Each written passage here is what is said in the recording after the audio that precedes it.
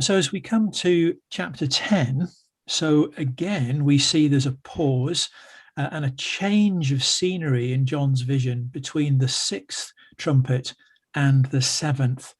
And if you remember, we saw that with the breaking of the seals, where after the sixth seal, John has that vision of the great multitude, which we saw in chapter 7.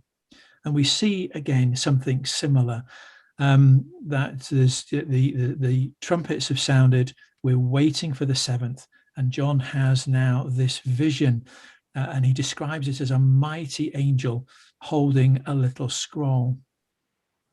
And we'll notice how not only does this interlude continue into chapter 11, which is part of this vision, which then leads us up to the sounding of the seventh trumpet, but it also places John himself, or it includes him within the vision. Up till now, John has written about what he has seen, and he's been a third-party observer, if I can put it like that. Whereas now, at this instant, John is part of the vision. He is to eat the scroll, and he is to prophesy again. And so we ask ourselves, firstly, who or what is this mighty angel?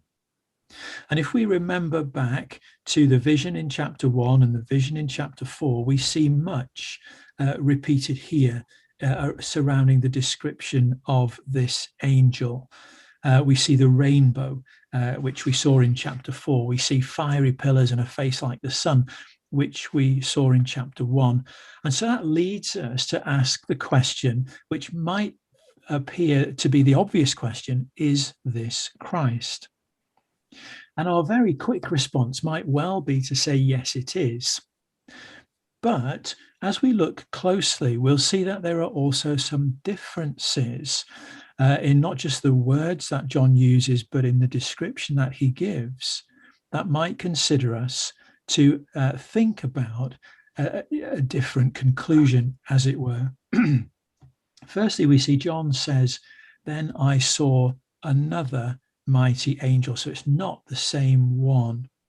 And we see that the description here, compared to the description of the Messiah in chapter 1, is subtly different. So for the angel here, we see that his face is merely like the sun, and it's not shining in its brilliance, as we saw in chapter 1.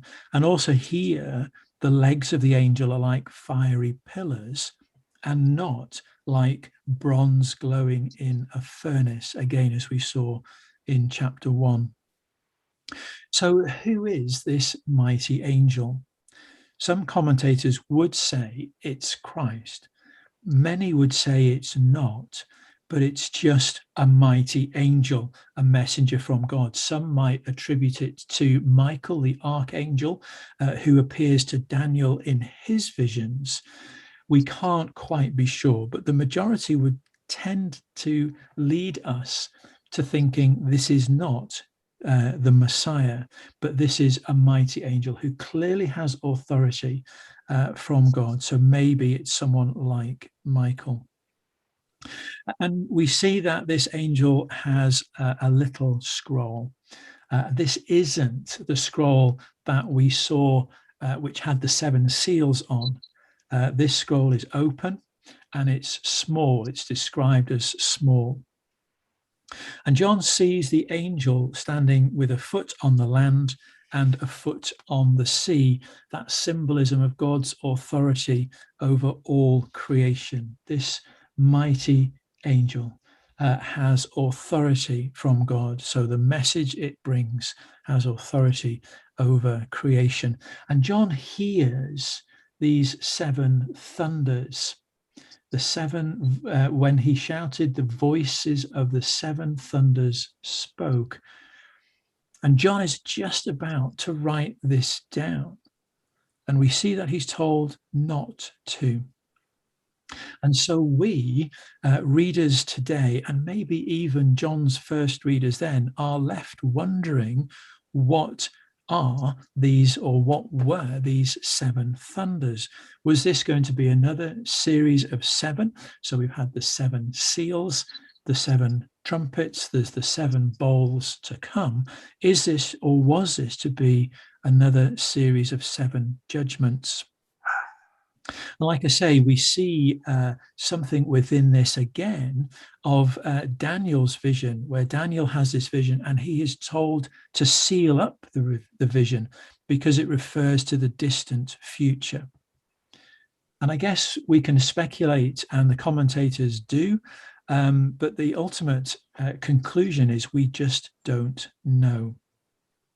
Some speculate these 7 thunders were something that was too severe, that wasn't to be written down. Some say it was referring to the very distant future. Some speculate that it looked forward to the final fall of Babylon, which we see in chapter 18 of Revelation. But ultimately, we don't know. But what we do know is that John's vision is more a focus towards the present for his readers and not towards the future. We see that in verse 6, there will be no more delay. And so there's a sense of climax being reached here, almost as we reach the middle of the vision of God's judgment. We're coming to that sense of climax. And then we see that John, like Ezekiel in his vision, is told to eat the scroll. And we see that it's bitter sweet. It tastes sweet. This idea that this message from God, this promise of God, is encouraging, it's positive, it's good. God's promise of forgiveness, of salvation, of the New Jerusalem, all these things are good. And yet, there's this tinge to it. It's sour in the stomach. There's a hint of this bitterness that comes with it. God's people will, to some extent, be caught up in all of this and endure suffering. And it casts our minds back to chapter 6 and the saints under the altar and their cry, how long?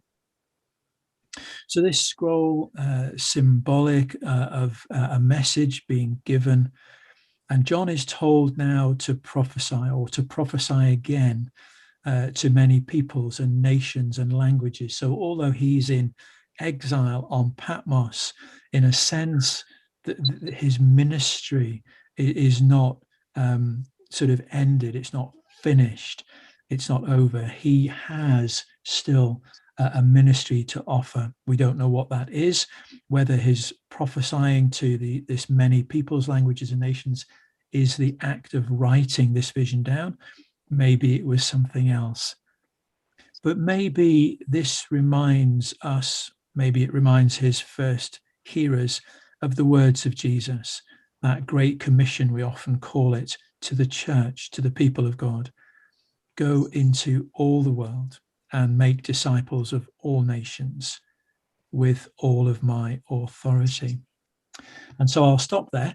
And I guess, again, it'll raise some interesting